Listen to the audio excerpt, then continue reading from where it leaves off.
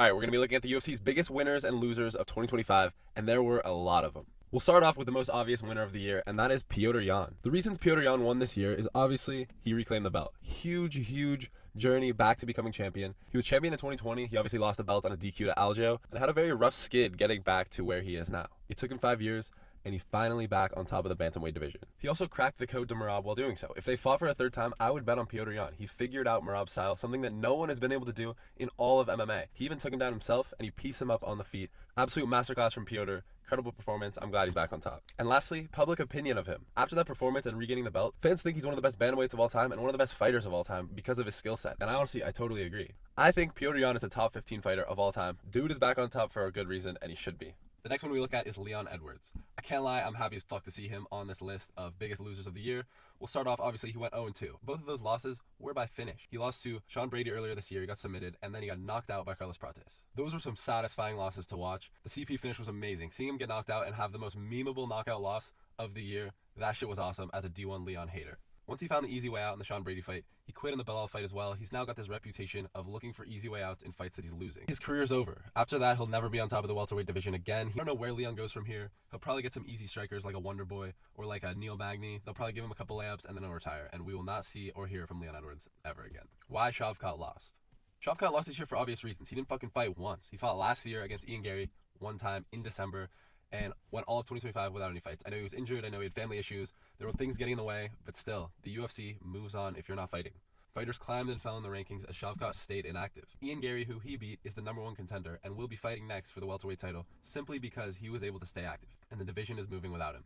And lastly, he still does not have a fight booked. Isn't that fucking ridiculous? No fights booked, no prospects. Him and Joaquin Buckley were talking shit on the internet. They're not going to make that fight. I don't know who he fights next. I really don't know where Shavkat goes from here. Maybe he'll fight JDM. That would be a fight that we all want to see.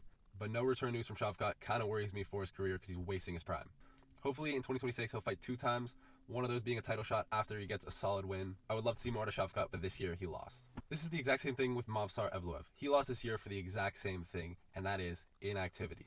The division moves on without you. We're now seeing a guy like Diego Lopez, who Movsar beat, getting 2 title fights before Movsar gets 1. He needs to stay active. He needs to get back on his fucking horse. He has no fights booked, and he had no fights this year. If he ever wants to fight for the featherweight title, we need a return out of Movsar. He needs to show some sort of activity and some sort of dominance to get his name back in contention. Because right now, he's being forgot about and shelved by the UFC. Movsar and Shavkat are too good of fighters for this to happen to them. I really would love to see a return out of both of them in 2026. Let's talk about Lerone Murphy. What a fucking dub this dude took this year. Huge fucking dub. The reason he won is now he is a title contender. He is atop the featherweight division, and every fan is vouching for Lerone Murphy to fight Volk instead of Diego Lopez. He's now a major title contender, and fans care about him.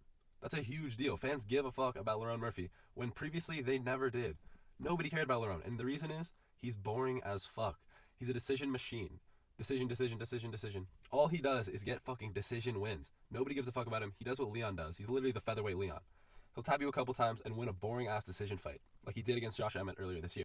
But now, fans act like he's some perennial powerhouse that's been atop of the game for a long time. They care about him, and it's because they forgot. MMA fans have the worst case of recency bias of any sport in the world. And Lerone Murphy is a good example of that. In Lerone's last fight, he fights Aaron Pico, where he wins via a spinning elbow.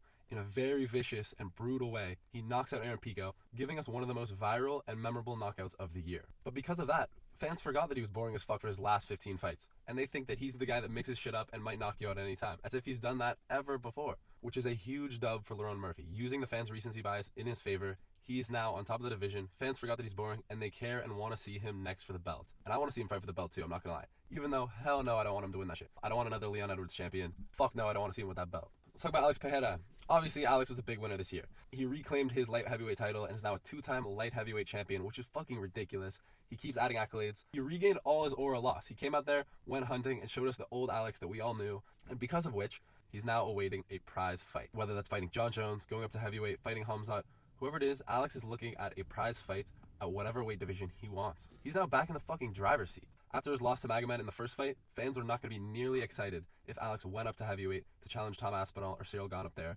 Fans would care much less after he lost to Magomed.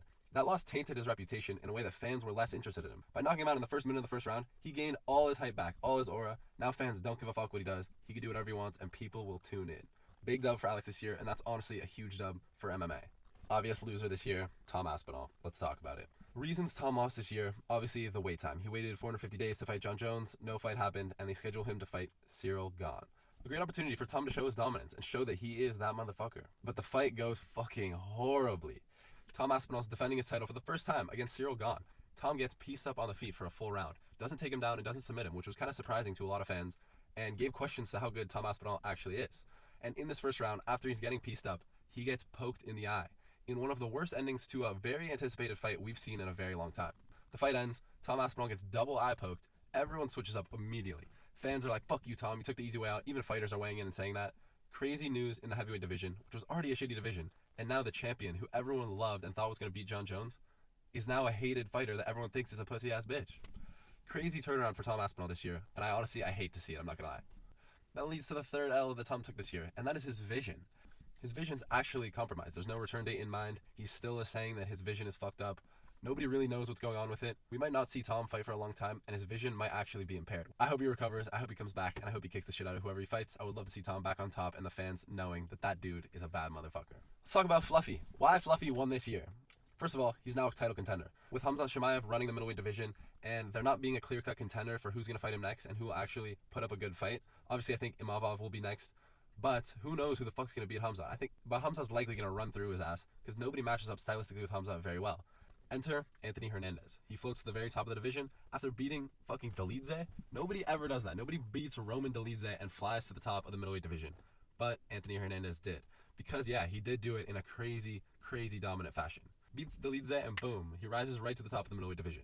Fans are obsessed with him. The fans love this motherfucker now. His style's very interesting. He mixes it up on the feet, does crazy shit on the ground. He's an entertaining fighter and an entertaining guy. Lastly, his schedule is fucking easy. Right? Like I said, he beat up Dolidze. Congrats. If I could beat up Dolidze and get a title fight, that's insane. You might choose a random Jamoke on the street that could do that. Dude had an easy way to the top, and I'm not mad about it at all, but it was easy. This one really hurts. Sean Brady.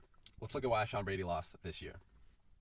He started the year with a fucking dub over Leon Edwards, a submission dub nonetheless, and now he's the number one contender in the welterweight division. All he has to do is wait for a title shot. All he has to do is wait. That's it. All he had to do was sit out and not challenge himself and not dare to be great. All these fuckers, they dare to be great and they end up fucking themselves. Anyways, starts with the best dub he possibly could add. Beats the former champion in a finish and now is at the top of the division. But then he accepts the fight with Michael Morales. He accepts the fight with the most feared motherfucker in the welterweight division, undefeated Michael Morales, who was disposing of everybody. He takes the fight. And we all know what happens next. He gets knocked out. And he goes from the number one contender to the number 7 contender. They flip-flop spots. Bodied so hard that he jumps down to number 7 contender and is now nowhere near a title shot. And he just was. If he just fucking sat out, he would have been there. All he had to do was sit out and he would have been next in line. And now he's number 7. Off one fight. And he already beat a former champion this year. Talk about a fucking L. Jesus Christ. And not only is he out of title contention, but his resume is aging poorly. He lost to Bilal Muhammad by TKO on the feet. Who the fuck ever loses to Bilal Muhammad? And then Bilal Muhammad goes out and loses this year to Ian Gary. So I know MMA math doesn't quite work, but he's putting himself further back in line after his win. He beat Gilbert Burns. Gilbert's cooked now. He beat Leon Edwards. CP just made Leon a meme and forgot that Sean Brady even beat him.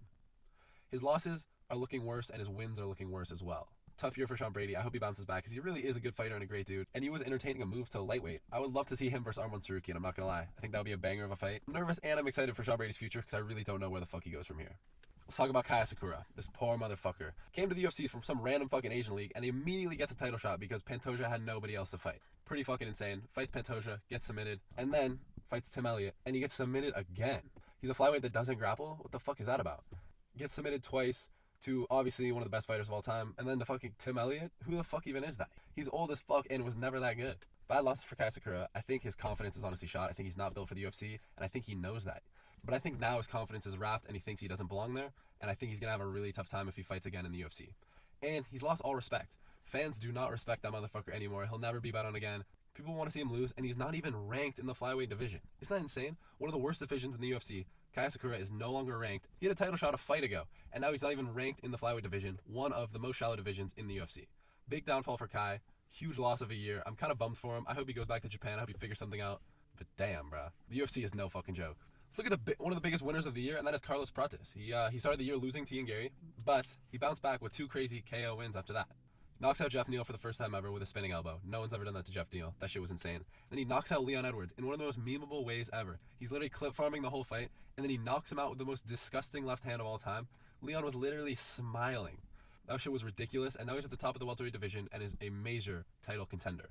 I think they'll put him versus Morales next. Two hard-hitting athletes. We'll see who wins that, and they'll throw him to Islam Makhachev. But what a year for CP in terms of fan love as well. Everyone loves him. Everyone's going to tune in when he fights. He is the most scary motherfucker in the welterweight division. Everyone wants to see it. Nobody wants to fight him. I'm excited for CP's future. What a year he had this year.